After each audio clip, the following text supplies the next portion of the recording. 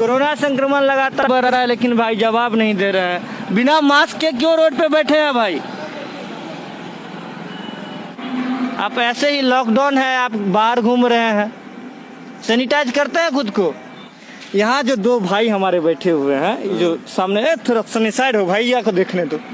भैया जो साइड में जो बैठे हैं, ये कुछ बोल नहीं रहे हैं, ठीक है, ये कुछ बोल ही नहीं रहे हैं। तभी से सवाल कर रहे हैं, इन दोनों आदमी से बोल नहीं रहे हैं। काहे नहीं बोलना भैया? ये लोग बोलने वाला आदमी थोड़ी है। बोलने वाला नहीं है, नहीं है, क्या है बोलने इसका? वाला। क्या है देखिए ना सामने क्या ना। नाम क्या है इसका? इसका नाम गधा है। गधा है। तो गधा जो है भैया लॉकडाउन में बाहर घूमता है और मास्क नहीं लगाता है। हाँ, आप मतलब जो मास्क नहीं लगाता वो तो गधा है। अभी तो उठ के आया था, मास्क का मास्क तो तो वो भी भैया कहीं से उठ के आया था, रोड साइड में खड़ा था। तो जो मास्क नहीं लगाता वो तो गधा है। हाँ।